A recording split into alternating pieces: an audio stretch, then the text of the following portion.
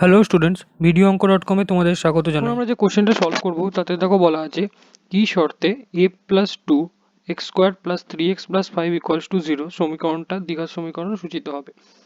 তো আমাদের যে ইকুয়েশনটা দেওয়া আছে সেটা হলো a plus two x square plus three x plus five equals to zero. তো কি শর্তে এই সমীকরণটা দ্বিঘাত সমীকরণ হবে? তো এখানে এক্স স্কোয়ারের যে সহগ আছে সেটা হলো a প্লাস টু। তো এই a প্লাস টুর ভ্যালু যদি নট ইকুয়ালস টু জিরো হয় তবেই গিয়ে একমাত্র এটা দ্বিঘাত সমীকরণে সূচিত হবে। কারণ a প্লাস টু যদি জিরো হয়ে যায় তার মানে এক্স স্কোয়ার পার্টটাও হয়ে যাবে জিরো, কারণ এক্স স্কোয়ারের সাথে জিরো ইন্টু হলে এই পুরো পার্টটাই জিরো হয়ে ক্যান্সেল আউট হয়ে যাবে।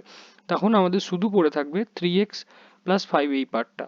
তো থ্রি এক্স প্লাস ফাইভ এটা দ্বিঘাত সমীকরণ নয়। তো সেক্ষেত্রে দ্বিঘাত সমীকরণ হওয়ার শর্ত হলো a প্লাস টু পার্টটা নট ইকুয়ালস টু জিরো হবে। তার মানে এটাকে যদি বলি তাহলে এ অবশ্যই not equals to minus two হতে হবে।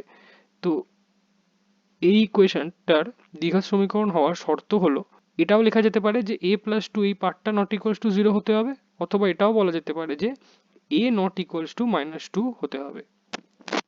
Thank you for watching my video. For more solutions like this please visit videoanko.com.